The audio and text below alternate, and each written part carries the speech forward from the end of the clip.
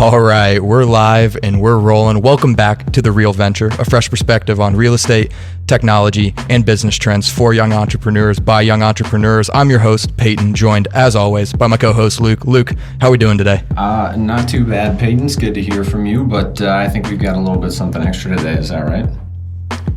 We sure do. Joining us today is Abeysekera, and Opie is an entrepreneur and founder of Austin Foodheads and has amassed a following of over 35,000 followers on Instagram. And he's here today to talk a little bit about how he built this brand and, some other tips and tricks that he can pass on to you young entrepreneurs at home as you guys are getting started in your own careers. So with that being said, Opie, how are we doing today? Good, Peyton. Thanks for having me today.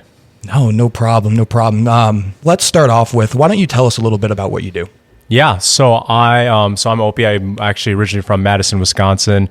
Moved down to Austin, Texas in 2016. Been here for about 5 years. I actually work in tech sales, but also started my own venture and run a social media management and digital content creation company known as Foodheads, as you said. And essentially, what we do is we help small businesses and local restaurants and bars promote their brand through our social media platforms. Okay, very nice. And I think it's always really important to ask people, what's your origin story? So what is Austin Foodheads' origin story? Yeah, so essentially when I moved down here, kind of have to thank my mom because she's kind of the one that kind of inspired me to do this, to find a hobby.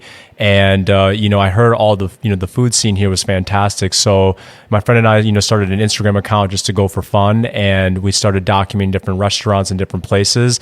And, we broke 1,000 followers in a month. And, that kind of took off. And ultimately at my, my current job, I had someone, help me figure out, how to essentially kind of grow the platform. And, here we are today. Well, that's very cool. So let's talk a little bit about your following. So like I said earlier, 35,000 followers, that's a ton.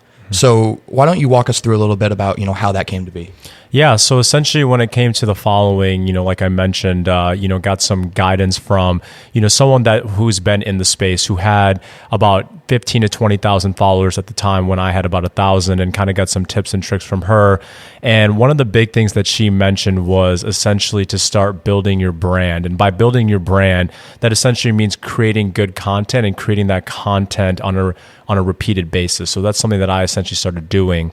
The other thing that she also mentioned was to start utilizing hashtags, which is something that you think that, you see hashtags, you think that's kind of corny, but they actually do work, and it helps extend your reach to a larger audience. So that was a big thing that she also mentions what I started doing, and then started tagging these big accounts as well. And when I say big accounts, bigger accounts within the food space that got their attention, and that also helped, create that engagement within the platform that helped, expand my reach. And then within 6 months, my account hit 10,000 followers.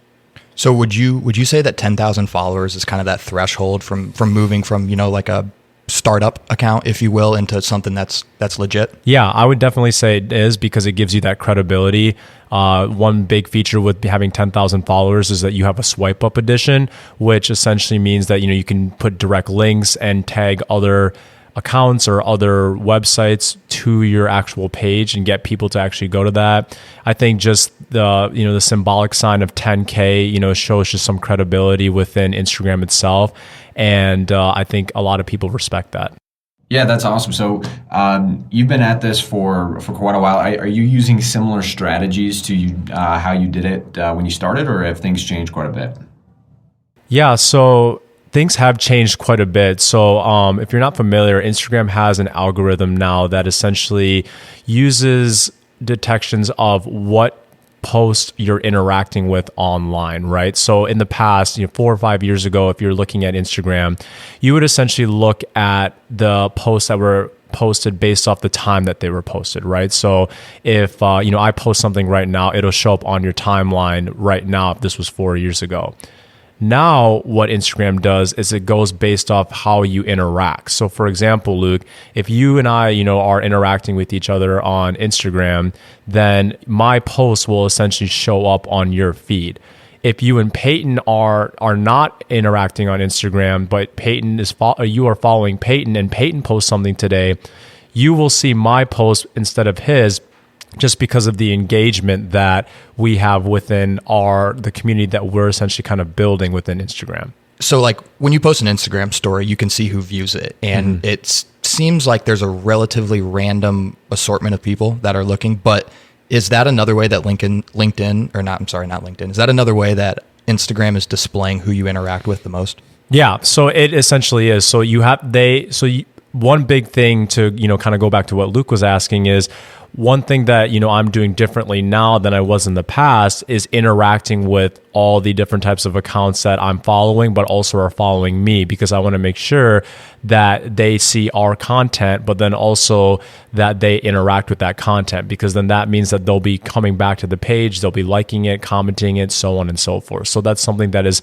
really significant to do, is to be building a community in Instagram. That's the big thing now, is that Instagram wants to see you building a community and being on their platform for as long as possible. So when it comes to the actual components of building the community, like you just said, you can like, comment, share their stories, things like that. Are any of those weighted differently, or are they all count as interactions? Yeah. So with the algorithm right now, the big thing is, you might think that liking a post is the biggest thing, right? Because the first thing you look at is how many likes do you get on this post. And it's easy. Yeah, and it's easy. It's just double tapping the picture. But ultimately, that's not really that much engagement, because if you think about it, I could literally just have my Instagram app up, watch TV, and just double tap every time, right?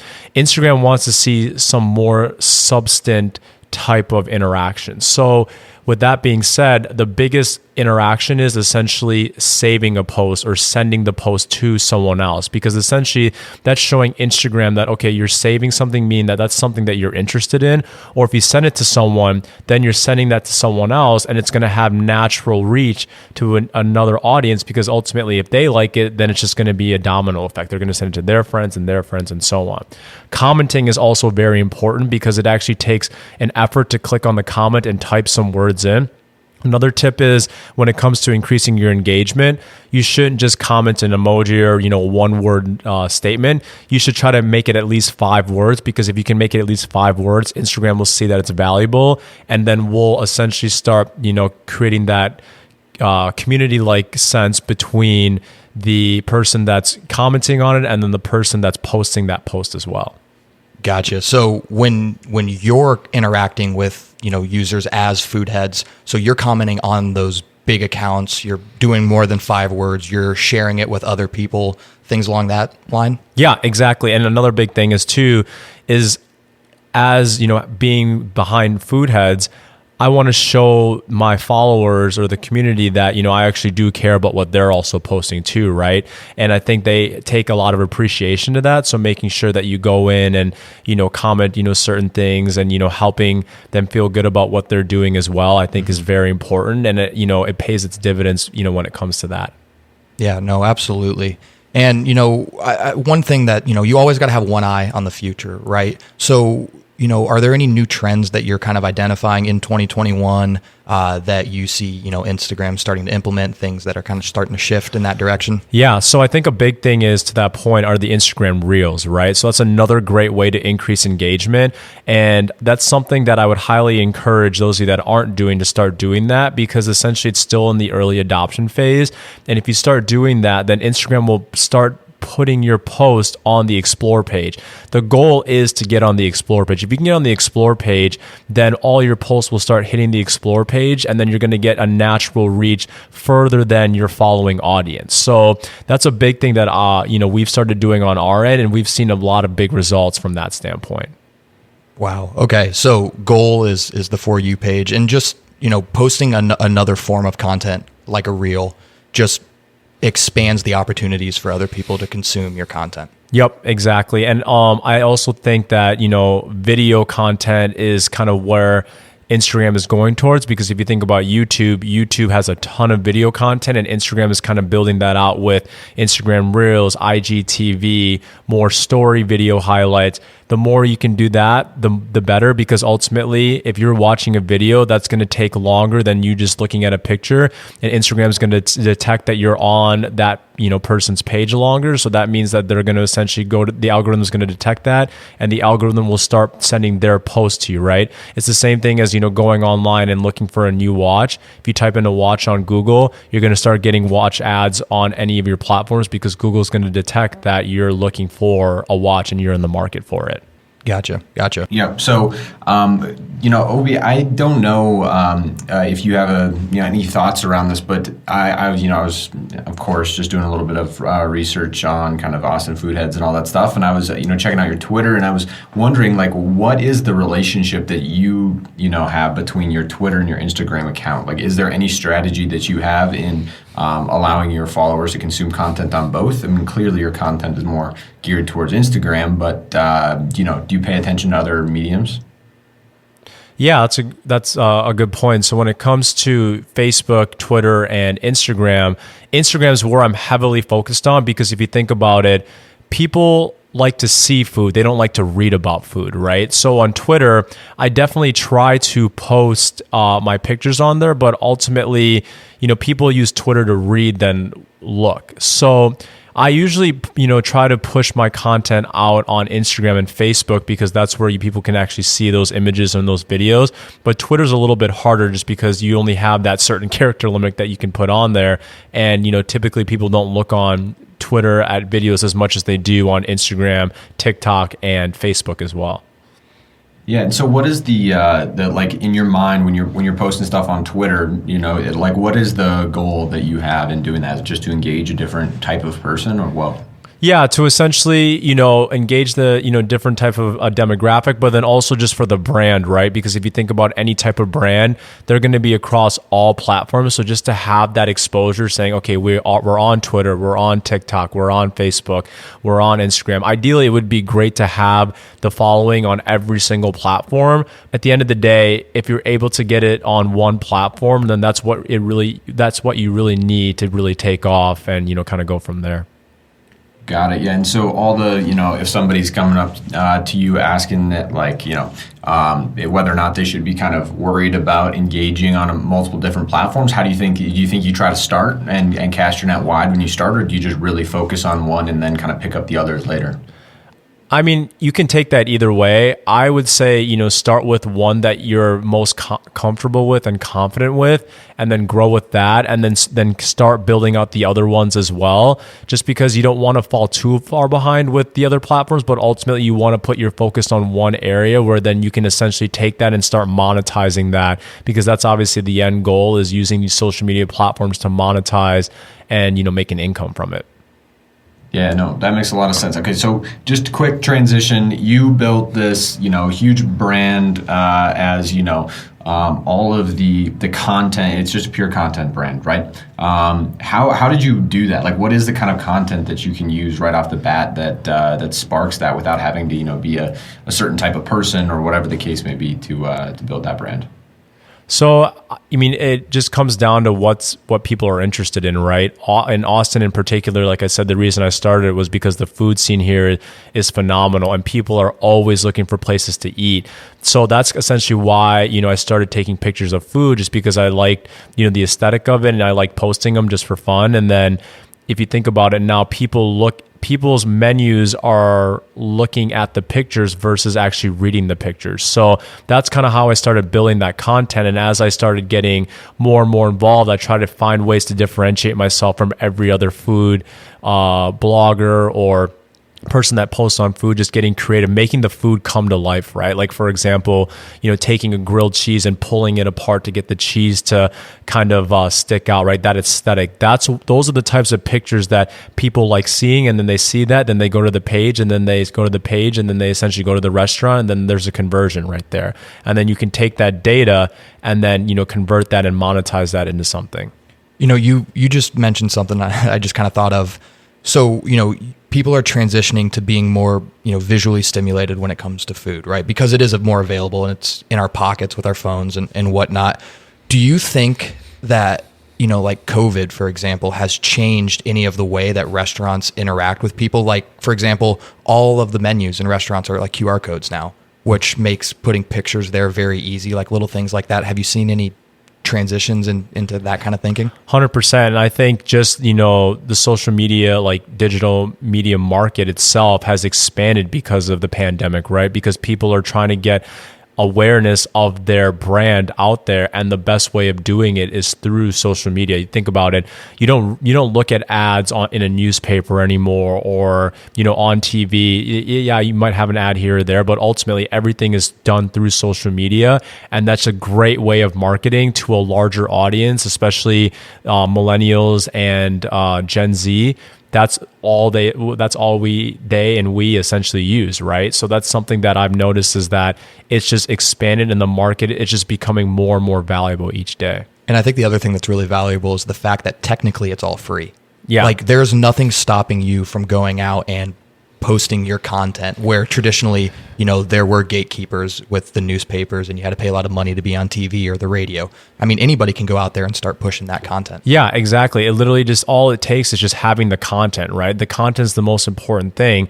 Once you have the content, all it takes is essentially to have one, maybe two of your posts. If it can go viral, you can gain, 5,000, 10,000 followers, and then you have your following. And once you hit 10K, you have that credibility that people are going to start, reaching out to do business with you. And then you have your credibility, you have the credibility there. The biggest thing though is the engagement. So following is one thing, but the one thing you want to keep in mind is the engagement. And this is for both people that are trying to start their account or trying to work with accounts that are big. You don't want to just look at their following, because their following could be deceitful. They might have 80, 90,000 followers, but if they're only getting a couple hundred likes and a couple of comments, that means that their following isn't engaging with their posts, meaning that their posts aren't getting reached to the audience that they should have, or they could even have fake followers, or sometimes people buy fake followers. So something to keep in mind there. But then if you have an account that has, 10, 15,000 followers, but they're getting thousands of likes, thousands of comments, then that means that their community is really well built and the demographic is really good. So that means that, they have a great engagement rate, which should be easier to monetize from that perspective. So it's safe to say you'd rather have 20,000 followers that are highly engaged, always, interacting with your posts, than 1 million followers who don't do anything. Yep, exactly. Because if you think about the engagement, if, for example, you go on one of my food posts and you see something that you like and you tag Luke in it and Luke's never seen it, then that's just going to be an easy acquisition of a follower because of that engagement. But if I have already 80,000 followers, but they don't interact, then the acquisition to get more followers is going to be a lot harder than ones that are easier to get when they're already engaging with your post. Well, yeah, that makes complete sense, because if your 80,000 followers aren't doing anything, then only those 80,000 followers are going to see your post. Yeah, and not even all 80,000 followers are going to see your post. It's going to be stagnant, where Instagram's going to only be sending it to the ones that are interacting, and the likelihood of those ones interacting are less, and it's just going to keep decreasing and decreasing over time, where that number is going to be negligible and that account's going to be irrelevant. Wow. Yeah. So Obi, you've had some phenomenal success at this so far. But along the way, what have you learned? What are the big takeaways, things that maybe didn't go exactly as planned or you should have done differently? Yeah. So I think a big one is essentially kind of following the trends, right? So I will be the first one to admit my engagement rates when I was about 2 years in were not very good. I started off great and then it started dipping. And I realized it started dipping because of the fact that I wasn't engaging with other accounts, right? I had about 15,000 followers. I thought I was on top of the world because I had 15,000 followers. So I wasn't liking or commenting or interacting with anyone on the platform. You thought you made it. I thought I made it. Yeah. 15,000 followers, thought I made it, but I clearly didn't. And at that point, I realized that, I needed to start interacting with individuals. So that was one thing that I, definitely slipped up on. And the second thing was following the trends, like I said, in regards to start looking at things that Instagram was implementing, right? And becoming an early adopter, IGTV, Instagram Reels. So that was a big thing, was start pushing Instagram Reels. And I didn't do that at first. And that also hurt my engagement. So those are two things that I essentially started doing and now kind of back on track in the way I want to go. Do you think Instagram punishes you in any way for not using those additional tools? To some extent, I don't think it doesn't punish you, but it doesn't help you. Sure. I think that's a big thing.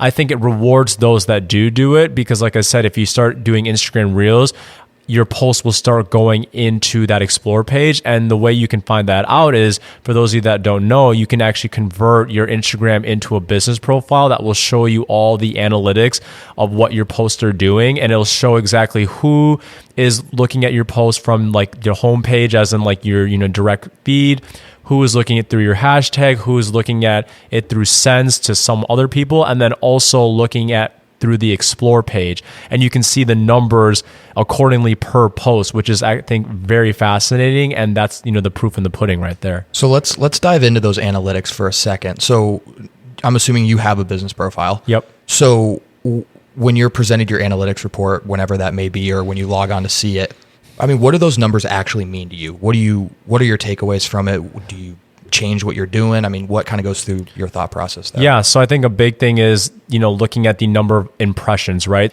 An impression is one way that someone has somewhat interacted with your post, right? Like, comment, share, anything. Even view, just even looking at it, that counts as an impression, right? So essentially you want to look at the number of impressions. And if your impression rate is high, that's obviously good because your engagement rate is high, right? Then you want to look at your likes, comments, shares, sends, and then you want to see how those impressions are being made, right? Are they being made through the home page, the explore page, the hashtag page? Because ultimately, if it's made through the home page, that means that Instagram liked your content right off the bat, that it started pushing it out. Explore page, same thing. Hashtag, same thing.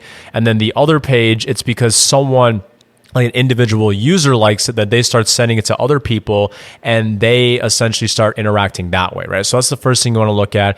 The other big thing you want to look at from a monetization standpoint is the demographics, right? Like, who are the people? Like, what is the age range, male or female, what locations they are in? So I have about over 35,000 followers.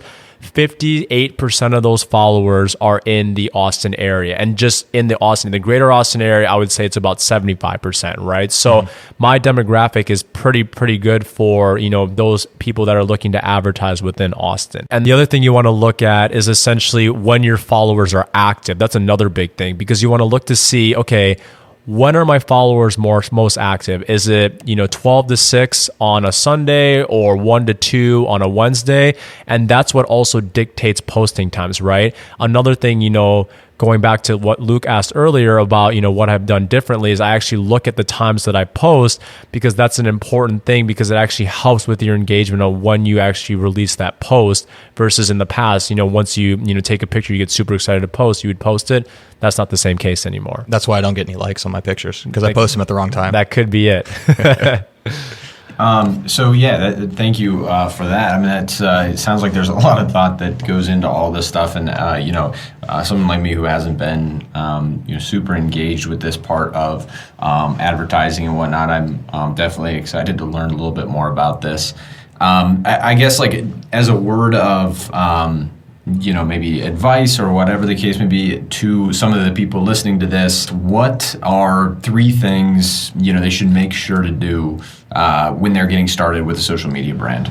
Yeah, so I think the first thing is passion, right? That's the most important thing at the end of the day, because if you're not passionate about what you're doing and you don't believe in it, then how is anyone else going to believe in it, right? I had a lot of people when I first started this, they doubted me. They're like, this is not going to turn into anything. And, they would make fun of me because, I'm also a dude taking pictures of food. Like, that's, something that's not something you see every day. But ultimately, they doubted me, but I had a passion for food, so I did it. So I would say passion is so important when it comes to starting something, regardless of what it is in your life. The second thing is finding a mentor or finding someone in that space that has done it or has success, because the best way of learning is by being able to see someone else do it firsthand and just getting advice from them along the way and having someone to guide you through that process. Because ultimately, that's the biggest thing, is just being able to have that mentorship. And then the third thing I would say is, on top of that, is to build your brand by building a network. So not only finding a mentor, but start reaching out and putting yourself out there, right? Don't be afraid to, reach out to individuals that, you've never interacted with before to get their advice, or, reach out to a business to see if they're willing to take a chance on you or work with you. I think that's another big thing, is building your brand or network, because at the end of the day, what goes around comes around. And I think that's something that's so important. So I know you asked me three things, but ultimately I think the biggest thing is that you can really make a dream into reality at the end of the day too. So, one thing that, I've also done with the Instagram is I've actually developed an application now too, which is something that I would have never thought in a million years that I would have been able to, get off the ground. But I've been able to even build an application through this hobby that, turned into, a paid opportunity to now something that, could go into a long-term thing. So, just never give up on, what you have to do and, shoot for the stars. And I'm very happy to say that I'm a user of your app. I've used it before. We were hanging out with some buddies the other week and we used it and found a great restaurant and the food was awesome. So let's spend some time talking about your app. What's that origin story? Why did you create an app? Yeah. So when it came to, food and obviously having the account, a lot of people would always ask me like, hey, Opie, like, where should I go eat? And to be honest with you, I got kind of sick of answering that question and also a little bit overwhelmed too, just because I've been to quite a few restaurants. I think 356 restaurants as of last week that I've been to in the last 5 years. So it actually took me a second to, think about, what would be a good recommendation. So I figured, why don't we just make an app out of this, right? Why don't we make this fun and, make it a way for people to, find something to eat, when they're not sure what to eat.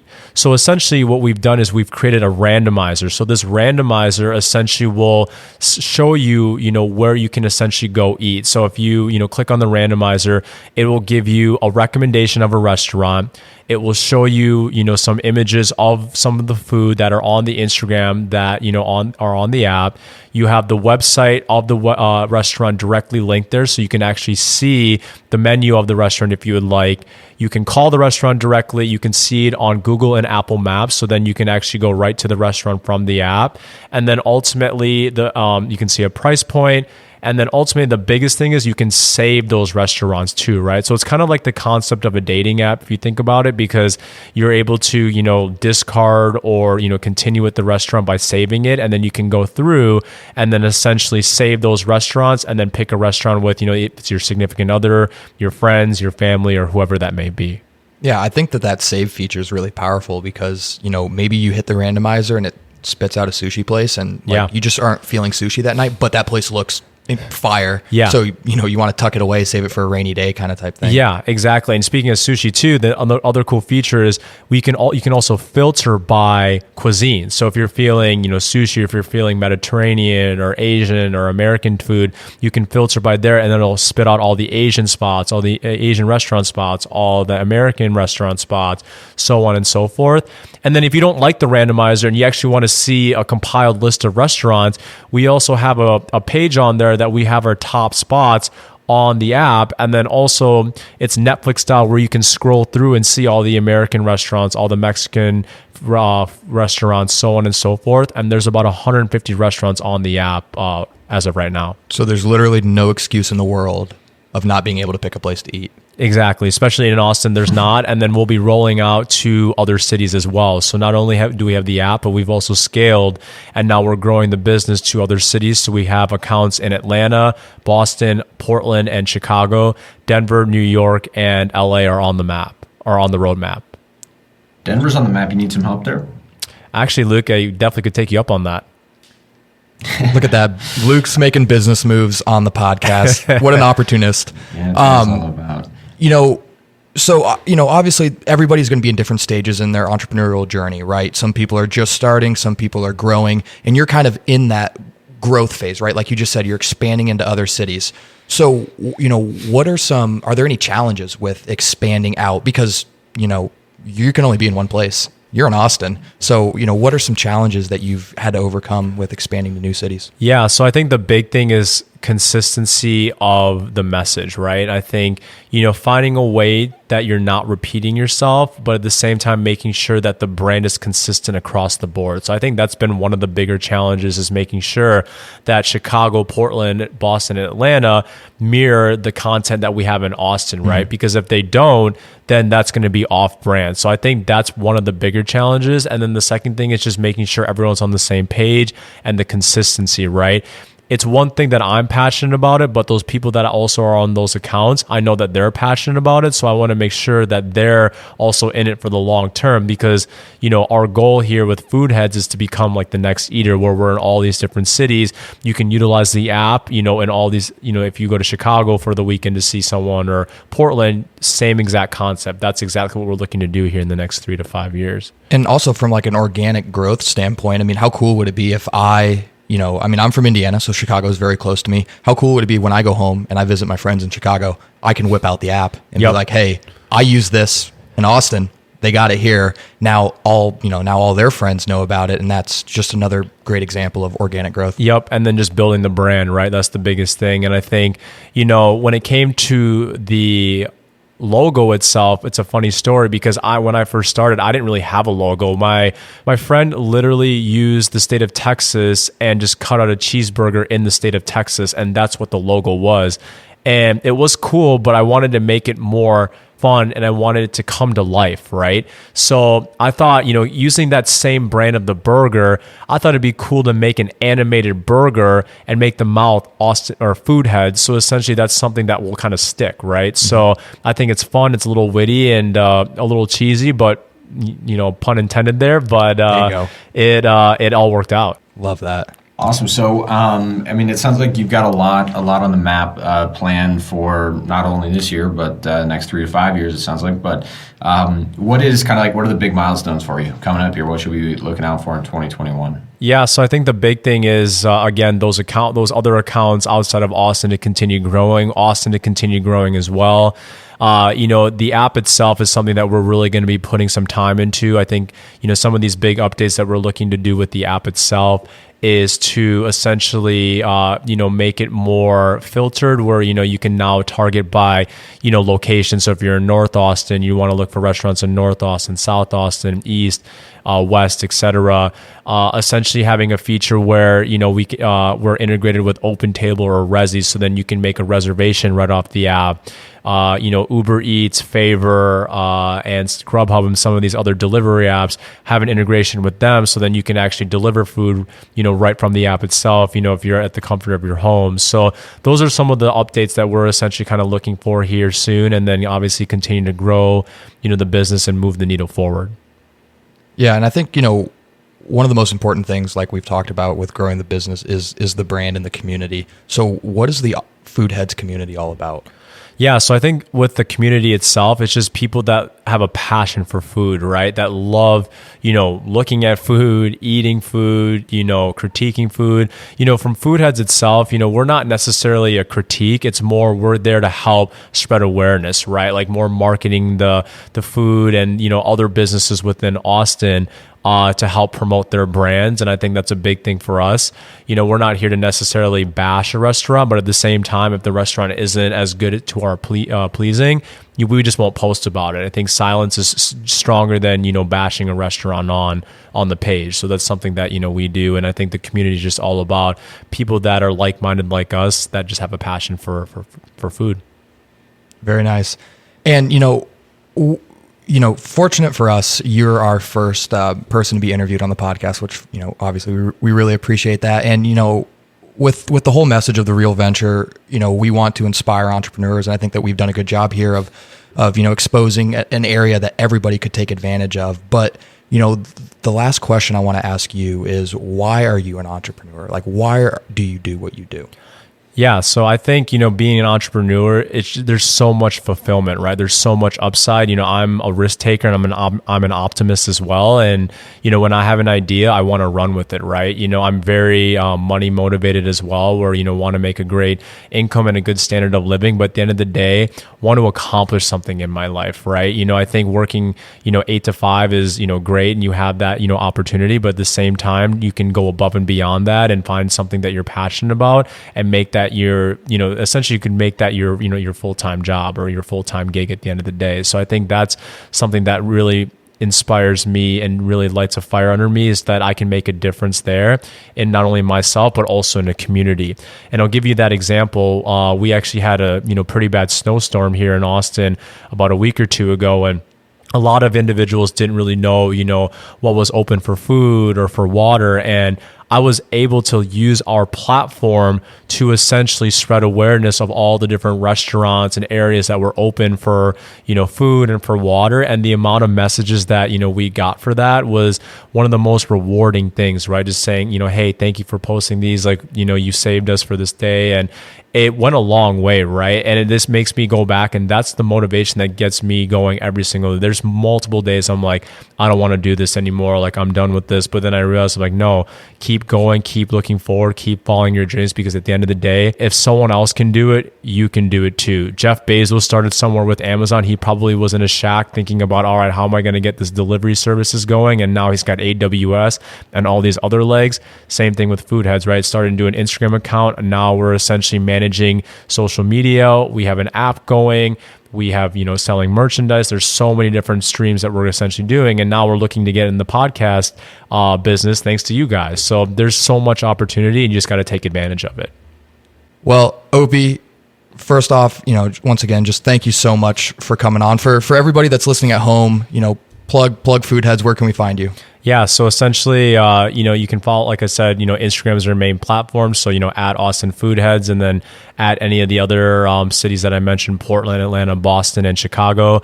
But then, our app, you can download it both on the Apple Store and the Google Store. If you just type in Foodheads, you'll find it there. And then we also have a website, austinfoodheads.com, if you want more information there as well. Okay, absolutely. And then, just to continue in the name of shameless plugs, we really appreciate everybody for supporting the real venture. So, follow on Spotify, subscribe on Apple and iTunes, rate, review, and then hit us up on all our social media. It'll all be down in the description of the episode. Once again, we just appreciate all of you guys, and you're the reasons that we're able to bring people on like Opie and share all of all of these great learning opportunities. So we really appreciate that. Yeah, thanks again for having me, Peyton, and thanks again, Luke. Yep. Keep it real, everybody.